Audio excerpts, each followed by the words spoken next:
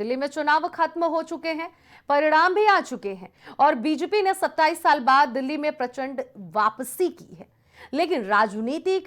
छिंटाकसी का दौर अभी भी थमने का नाम नहीं ले रहा है। दरअसल आपको बता दें कि दिल्ली में सीएम आतिशी ने अपने मुख्यमंत्री पद से इस्तीफा दे दिया है और इस्तीफा सौंपने के दौरान दिल्ली उपराज्यपाल ने उन पर तंज भी कसा। उनका कहना है कि आम आदमी पार्टी को यमुना मैया का श्राप लगा है। फिलहाल आम आदमी पार्टी के संयोजक अरविंद केजरीवाल ने बीते दिन सभी जीते और हारे विधायकों से मुलाकात की, जिसके बाद आप नेताओं की प्रतिक्रियाएं सामने आई हैं।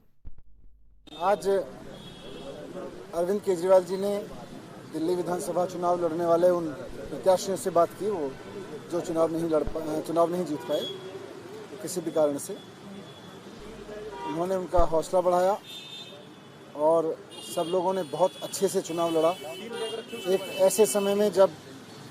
पूरी की पूरी मशीनरी, पैसा, शराब, इस सब का खुला खेल चल रहा था, इसके दुरुपयोग का खुला खेल चल रहा था, चुनाव आयोग के नियमों की, चुनाव आचार संहिता की खुलेआम धज्जियां उड़ाई जा रही थी। उस सब के बीच इन कैंडिडेट्स ने बहुत शानदार चुनाव लड़ा। लोगों ने आम आदमी पार्टी के 22 विधायकों पे भरोसा दिखाते हुए उन्हें जिता के भेजा है और अब हमारी जिम्मेदारी है उनकी सेवा करना, उनकी समस्याओं का समाधान करना। दूसरा, हमारी ये जिम्मेदारी है एक ऑपोजिशन की भूमिका निभाना। जो पार्टी जीत के आई है, भारतीय जनता पार्टी सरकार बना रही है, उसकी जवाबदेही तय करवाना आम आदमी पार्टी के विधायकों का काम है। भारतीय जनता पार्टी ने वादा किया कि पहली कैबिनेट की बैठक में 2,500 रुपए की स्कीम पास की जाएगी और 8 मार्च तक दिल्ली की सभी महिलाओं के खाते में 2,500 रुपए आ जाएंगे। तो आम आदमी पार्टी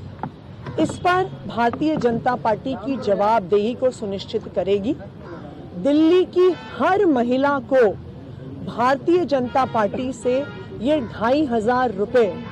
8 मार्च तक आम आदमी पार्टी दिलवा के रहेगी। तो वही इस पूरी खबर पर तमाम अपडेट लिए हमारे सहयोगी शहबाज हमारे साथ जुड़ गए हैं। शहबाज, जिस तरह से दिल्ली में भारतीय जनता पार्टी ने जीत हासिल की और आम आदमी पार्टी ने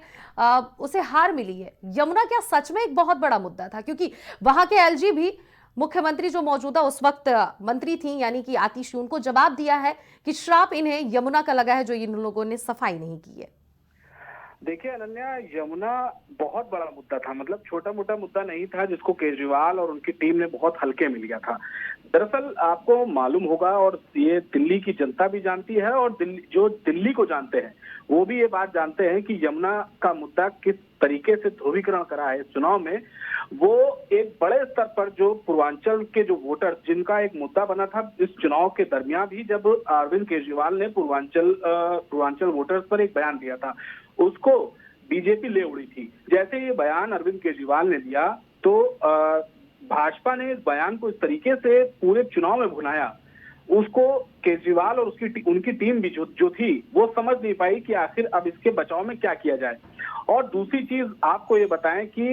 यमुना की सफाई जब तब और मायने रखती है जब छठ पूजा होती है। तो हर साल छठ पूजा में ये मुद्दा दिल्ली की जनता जो थी और वहां के रहने वाले जो पूर्वांचल थे, चाहे वो आप यूपी के जो पूर्वांचली थे वो वहां रह रहे दिल्ली में, या फिर जो बिहार की जनता थी वो दिल्ली में रह रही थी, तो एक बड़ी संख्या थी अनन्या जो वहां पर दिल्ली में रह रही थी और हर साल यमुना की सफाई एक बड़ा मुद्दा बन जाती थी। क्योंकि जब कभी छठ पूजा हर साल पड़ती थी और ये एक बहुत बड़ा त्योहार है खासकर पूर्वांचलियों के लिए, तो ऐसे में यमुना की सफाई, क्योंकि यमुना की सफाई कहीं ना कहीं अरविंद केजरीवाल और उनकी टीम का एक बहुत बड़ा मैनिफेस्टो था जिसमें उन्होंने ये बात बोली थी कि वो यमुना की सफाई करेंगे। क्योंकि साल 2013 में कई ऐसे मुद्दे लेकर अरविंद केजरीवाल जो है सत्ता में आए थे, उसके बाद लगातार 2 बार उनको जनता ने पूरा टाइम दिया था। लेकिन जब पहला कार्यकाल अरविंद केजरीवाल का रहा तो उसमें कई तरीके के उन्होंने काम कराए, लेकिन जो दूसरा कार्यकाल था कहीं ना कहीं उसमें अरविंद केजरीवाल और उनकी टीम पूरी तरीके से पिछड़ती नजर आई। हालांकि कोविड से लेकर उनके बड़े मंत्री जेल जाने तक का कई मुद्दे जो थे, जो वहां की दिल्ली की जो सरकार थी वो घिरती हुई नजर आई। क्योंकि कोविड पड़ा तो कोविड में लगभग 2 साल जो थे वो कहीं ना कहीं हर राज्य में हर राज्य के लिए एक बहुत बड़ा चैलेंज था, क्योंकि कोविड जिस वक्त आया था पूरा देश कहीं ना कहीं उस वक्त एक लॉकडाउन जैसी चीजों से जूझ रहा था, तमाम विपरीत परिस्थितियां थी जिनसे देश जूझ रहा था। उसके बाद अरविंद केजरीवाल के जो बड़े लीडर थे, उसके बाद अरविंद केजरीवाल खुद कहीं ना कहीं शराब घोटाले जैसे मामले में जेल गए। तो ये कई मुद्दे थे, सिर्फ यमुना का मुद्दा नहीं। हाँ, यमुना मुद्दा एक बहुत बड़ा मुद्दा है दिल्ली के लिए, क्योंकि आज भी यमुना अपनी बेबसी के लिए रो रही है। वहां पर जिस तरीके का क्योंकि वहां पर जो अमोनिया पैदा हो रही है, एक जहरीला पानी जो वहां पर लोग वहां पर आचमन के लिए मजबूर थे, तो वो सब मुद्दे थे। और उसके बाद अनन्या कहीं ना कहीं जिस मुद्दे के बेसिक पर जब अरविंद केजरीवाल की सियासत में एंट्री हुई थी, क्योंकि अन्ना आंदोलन की कोख से जन्मा एक नेता अगर भ्रष्टाचार में फंस जाएगा तो फिर वहां की जनता जाहिर सी बात है कि बदलाव की तरफ जाएगी ही जाएगी, क्योंकि जो ईमानदार छवि एक आम आदमी पार्टी, एक आम आदमी नेता वाली जो फीलिंग थी वो देते हुए नजर आते थे। अरविंद केजरीवाल हमेशा कहते थे कि देखिए, मैं तो भाई आम आदमी हूँ, मैं सिंपल शर्ट पहनता हूँ, आम आदमी की तरह मुफलर लगाता हूँ, लोगों के सामने, जनता के सामने आम आदमी की तरह रहता हूँ, वैगनार से चलता हूँ। लेकिन उसके बाद जिस तरीके के अरविंद केजरीवाल में बदलाव देखने को मिले, क्योंकि पहले उन्होंने दिल्ली की सुरक्षा ली, उसके बाद उन्होंने अपनी Z+ सिक्योरिटी में कहीं ना कहीं पंजाब के पुलिसकर्मियों को भी जोड़ा, और उसके बाद फिर शीश महल एक बहुत बड़ा मुद्दा निकला, जहां पर इटालियन मार्बल से लेकर गोल्डन टॉयलेट तक का एक मुद्दा जो भारतीय जनता पार्टी ने बनाया, और ये एक के बाद एक उनके ऊपर कहीं ना कहीं आरोप जो है वो लगते चले गए। और उसके बाद पेयजल की व्यवस्था, दिल्ली में पानी के लिए जो जिस तरीके से क्या बोलते हैं, जो ट्रक माफिया जो थे, जहां पर जो पानी माफिया थे, उनका जो असर देखने को मिला, क्योंकि एक वक्त था अभी पिछली गर्मी में दिल्ली की जो तस्वीर निकलकर सामने आई थी, हर एक बंदा, हर एक व्यक्ति कहीं ना कहीं एक एक बूंद के लिए तरसता हुआ देखा गया था। जब पानी का टैंकर किसी भी कॉलोनी में एंट्री करता था तो दिल्ली में रहने वाली जो जनता थी, जो मिडिल क्लास, जो लोअर क्लास जनता थी, वो कहीं ना कहीं बाल्टी लेकर और तमाम साधन लेकर जिसमें वो पानी इकट्ठा कर सके वो लेकर दौड़ती थी, और एक एक बूंद के लिए कहीं ना कहीं वो तरसती हुई नजर आती थी। और जो टैंकर माफिया थे, कहीं ना कहीं उन्होंने पूरा इस चीज का बहुत बड़ा फायदा भी उठाया था। और गंदगी भी एक बहुत बड़ा मुद्दा रही। तो कई मुद्दे थे अनन्या, जिसकी वजह से अरविंद केजरीवाल जो है वो लगातार घिरते चले आए। उसके बाद यमुना तो एक मुद्दा बनकर सामने सबके आ ही गया था। जी बिल्कुल। और शहबाज, जिस तरह से अरविंद केजरीवाल सभी विधायकों से मुलाकात किए, जो हारे जो जीते, इस पर क्या रणनीति बनी होगी, इस पर क्या अपडेट है आपके पास? देखिए, अरविंद केजरीवाल ने उन विधायकों से मुलाकात करी है जो जीत कर आए हैं। सबसे बड़ा सवाल इस वक्त सियासत में ये गूंज रहा है कि आखिर अरविंद केजरीवाल की सियासत अब आगे कैसे रहने वाली है। और जितने भी राजनीतिक जानकार हैं, जो राजनीति को पसंद करते हैं या फिर जो राजनीति में रहते हैं, या फिर विपक्ष है या फिर भारतीय जनता पार्टी, हर किसी के मन में ये चल रहा है कि अरविंद केजरीवाल का नेक्स्ट स्टेप क्या होने वाला है, अरविंद केजरीवाल क्या करने वाले हैं। क्योंकि अगर देखा जाए तो राज्यसभा एक आखिरी सबसे मौका बचता है अरविंद केजरीवाल के पास कि किसी तरह राज्यसभा सदस्य बनकर एक सक्रिय राजनीति का वो हिस्सा बन सके, वरना उनके पास अभी और कोई चांस नहीं बचा है। लेकिन अगर बात करी जाए राज्यसभा सदस्य बनने की, तो साल 2030 में दिल्ली में चुनाव होंगे राज्यसभा सदस्य के। अगर बात 2000 उससे पहले अगर कहीं राज्यसभा के चुनाव हो रहे हैं तो वो 2028 में पंजाब से हो रहे हैं। और माना भी यही जा रहा है, जो सबसे आम आदमी पार्टी को जानते हैं, जो अरविंद केजरीवाल की सियासत को पहचानते हैं, उनका भी यही मानना है कि बहुत प्रोबेबली है कि हो सकता है अरविंद केजरीवाल 2028 में पंजाब से राज्यसभा सदस्य के तौर पर लड़ते हुए देखे जा सकते हैं, क्योंकि आम आदमी पार्टी वो वहां पर बहुमत में है और सरकार में है, और वहां पर आसानी से अरविंद केजरीवाल पंजाब से राज्यसभा सदस्य चुनकर राज्यसभा संसद तक पहुंच सकते हैं, जहां वो अपनी सियासत को सक्रिय रूप और दे सकते हैं, क्योंकि अभी तो वो पूरी तरीके से सियासत से गायब रहेंगे। हाँ, फील्ड पर काम कर सकते हैं, क्योंकि अभी जनता के तमाम जो मुद्दे भारतीय जनता पार्टी ने जिस तरीके से उठाए थे, जो माइक्रो प्लानिंग करी थी भारतीय जनता पार्टी ने, एक एक गलियों में जाकर उनके सक्रिय नेता, जिस तरीके से रमेश बिधुड़ी से लेकर प्रवेश साहिब सिंह वर्मा हो या फिर नेगी हो, ये जितने बड़े लीडर हैं जिन्होंने एक छोटी छोटी प्लानिंग करके अरविंद केजरीवाल और उनकी टीम की जो पोल खोली, हर एक गली में जाके पानी की व्यवस्थाएं दिखाई, अब वही काम अरविंद केजरीवाल करते हुए देखे जा सकते हैं, क्योंकि अभी उनके पास और कोई चारा नहीं बचा है सक्रिय राजनीति में अपना हिस्सा देने का, क्योंकि अभी ना कोई चुनाव होने हैं ना कुछ बचा है। अब उन्होंने विधायकों को आज बुलाया था, उनसे आगे की प्लानिंग जानी थी और उन विधायकों को माना यह जा रहा है कि आने वाली रणनीति के बारे में समझाया गया है कि किस तरीके से, क्योंकि अभी मनीष सिसोदिया और जो आतिशी हैं, क्योंकि आतिशी ने रमेश बिधूड़ी को हराया है और वो जीत कर आई है, एक बड़ा चेहरा है, और बाकी जितने बड़े चेहरे हैं अरविंद केजरीवाल खुद अपनी सीट तक नहीं बचा पाए। तो ये कहीं ना कहीं एक बहुत बड़ा आरोप है, बहुत बड़ी खामी है अरविंद केजरीवाल की अपनी सीट ना बचाना, क्योंकि नई दिल्ली की सीट माना जा रहा था अरविंद केजरीवाल जीतेंगे, लेकिन अरविंद केजरीवाल ने साफ तौर पर जनता के बीच में ये बात बोली थी, अनन्या आपको याद हो, कि अगर मैं भ्रष्टाचारी हूं, अगर मैं भ्रष्ट हूं तो आप मुझे हरा दीजिएगा। तो इस तरीके के मैसेज देकर और फिर जनता ने उनको मतलब वहां पर हरा दिया और अच्छे वोटों से हरा दिया। तो इसका मतलब यह है कि अरविंद केजरीवाल को जनता भी वहां जो है कहीं ना कहीं खासा नाराज नजर आ रही थी। अब फिलहाल देखना अनन्या ये होगा कि आने वाले दिनों में दिल्ली में किस तरीके की सियासत आम आदमी पार्टी करने वाली है। क्या वो भाजपा की ही लाइन पर काम करती हुई नजर आएगी, क्योंकि भाजपा ने तो वैसे ही काम किया, हर मुद्दे पर घेरा है, हर गली गली गए हैं, हर खामियों को उजागर किया है। तो क्या ठीक वैसा ही काम, क्योंकि आतिशी के बयान से तो यही लग रहा है कि आतिशी अब जो है जनता के मुद्दों को उठाने वाली हैं, गली गली जाने वाली हैं, गंदे पानी के मुद्दे को उठाने वाली हैं, यमुना का मुद्दा उठाने वाली हैं। और हालांकि बीजेपी को काम भी करना पड़ेगा, क्योंकि बीजेपी के ऊपर भी प्रेशर है,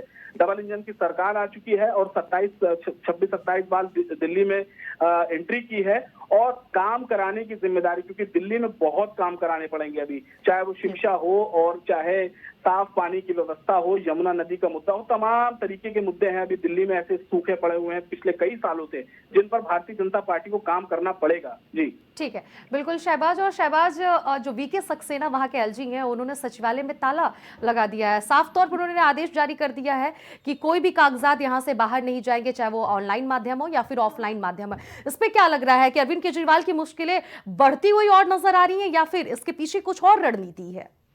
देखिए, सबसे रणनीति की अगर बात करी जाए तो रणनीति यह है कि भारतीय जनता पार्टी कहीं ना कहीं आम आदमी पार्टी को पूरी तरीके से दिल्ली में ध्वस्त करने में जुटी हुई है, क्योंकि जिस तरीके का सफाया भारतीय जनता पार्टी चाह रही है, वो अगर अपने मंसूबों में सफल होती है तो कहीं ना कहीं आम आदमी पार्टी के ऊपर एक ऐसा डेंट लगेगा जिसको छुड़ाने में आम आदमी पार्टी को सालों लग जाएंगे, क्योंकि भारतीय जनता पार्टी के अंदर और उनके जो प्लानिंग के अंदर एक सबसे बड़ी सफल चीज अनन्या ये रहती है कि वो जिस भी राज्य को पकड़ते हैं वहां पर इस तरीके की प्लानिंग करते हैं कि अगर एक बार वो सत्ता में आ गए तो मान के चलिए 10-15 साल तक दूसरे विपक्ष जो है उसको एड़ी चोटी का जोर लगाना पड़ जाता है, लेकिन उसके बावजूद भी सत्ता में वापसी वो नहीं कर पाती है। यूपी सबसे बड़ा उदाहरण है, किसी ने लगातार सरकार नहीं बनाई थी, लेकिन जो ये मिथ था वो कहीं ना कहीं योगी आदित्यनाथ ने तोड़ दिया, लगातार सरकार बनाई, एक नया रिकॉर्ड बनाया। नोएडा जाने का जो डर था उस मिथ को भी तोड़ा कि भाई जो नोएडा जाता है वो सीएम नहीं रहता, लेकिन उस मिथ को भी कहीं ना कहीं योगी आदित्यनाथ ने तोड़ा। एक बार नहीं, 2 बार नहीं, 3-3, 4-4 बार जाकर एक मैसेज दिया कि ये सब मिथ है और भारतीय जनता पार्टी ऐसे मिथ को नहीं मानती है। और अब बात करी जाए कि एलजी के साथ भारतीय जनता पार्टी मिलकर क्या करने वाली है, तो जिस दिन इलेक्शन के रिजल्ट आ रहे थे उसी दिन ये फैसला दे दिया गया था कि सचिवालय में ताला लगा दिया जाए और कोई भी फाइल इधर से उधर नहीं होनी चाहिए, क्योंकि अनन्या आम आदमी पार्टी के क्रीमी लेयर के नेता, चाहे सत्येंद्र जैन हो, मनीष सिसोदिया हो, अरविंद केजरीवाल हो, सौरभ भारद्वाज हो या फिर आतिशी खुद हो, ये जितने भी लीडर हैं कहीं ना कहीं इन पर कोई ना कोई आरोप जरूर लगा है, चाहे किसी से बात करने के रहे हो, चाहे कोई शराब कांड में किसी की मदद करने के रहे हो। ईडी, सीबीआई, तमाम जो राष्ट्रीय जांच एजेंसियां हैं वो इस पूरे मामले पर अपनी नजर बनाए हुए रखे हुए हैं और पूरी तरीके से इस एक चीज की बारीकी से जांच की जा रही है। और अब ये पक्के तौर पर कहा जा सकता है कि भाजपा जिस दिन से गवर्नमेंट बनाएगी, जिस दिन से शपथ ग्रहण समारोह हो जाएगा, उसके बाद से कहीं ना कहीं आम आदमी पार्टी को पूरी तरीके से खत्म करने के प्रयास में बिल्कुल जुटी रहेगी, क्योंकि इसके बड़े नेता जो हैं वो कहीं ना कहीं भ्रष्टाचार और ऐसे मामलों में फंसते हुए नजर आए हैं और जेल भी गए हैं। और उनको देखा यह भी गया है कि ईडी, सीबीआई ने जब जांच करी थी तो कुछ राज भी उनके खुलकर सामने आए थे, कुछ चीजें भी सामने आई थी। तो अब जो फाइलें हैं जिनको ये डर था कि कुछ छिपाया जा सकता है, कुछ दबाया जा सकता है, इस वजह से अब ये बताया जा रहा है कि वो जो फाइलें हैं उनको लॉक कर दिया गया है। और अब जब सचिवालय खुलेगा, यानी कि नई सरकार का जब गठन हो जाएगा, उसके बाद जब सचिवालय वहां बैठेगी तो जो फाइलें हैं वो उनमें से राज उठने का बहुत कुछ खुल सकता है, बहुत कुछ चीजें सामने आ सकती हैं। बिल्कुल। बिल्कुल शहबाज, मुख्यमंत्री का चेहरा कौन होगा भारतीय जनता पार्टी की तरफ से, क्या लग रहा है? क्योंकि कुछ ऐसे नाम हैं जो सामने आ रहे हैं और इस बीच ये भी खबर आ रही है कि पूर्वांचल से जो लोग बिलोंग करते हैं वैसा भी कोई चेहरा सीएम का हो सकता है। देखिए अनन्या, कई नाम ऐसे हैं जिन पर चर्चा हो रही है कि उन लोगों को मुख्यमंत्री बनाया जा सकता है। कई दावेदार हैं, प्रवेश साहिब सिंह वर्मा से लेकर और नेगी तक तमाम ऐसे चेहरे हैं जो चर्चा में रहे और तमाम ऐसे लोग हैं जिनका जो इतिहास है, राजनीतिक इतिहास, वो भी अच्छा खासा रहा है। कभी कोई दिल्ली का अध्यक्ष रह चुका है पूर्व, तो कोई लंबे अरसे से भारतीय जनता पार्टी से जुड़ा हुआ है। लेकिन जो हमने मध्य प्रदेश में देखा, जो राजस्थान में देखा, जो छत्तीसगढ़ में देखा कि भारतीय जनता पार्टी कहीं ना कहीं एक जो पार्टी की लॉबिंग होती है उसको हावी नहीं होने देती है। वो हमेशा वो करती है ताकि किसी एक नेता का वर्चस्व वहां पर ना बना रहे। जैसे कि पार्टी ने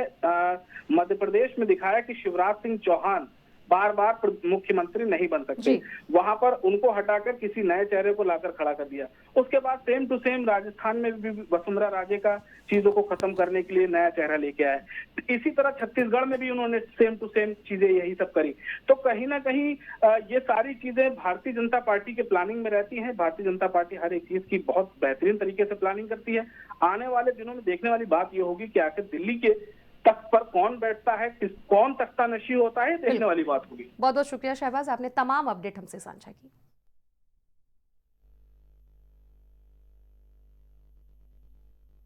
प्राइम उत्तर प्रदेश में फिलहाल इतना ही। बाकी खबरों के लिए बने रहिए प्राइम टीवी के साथ।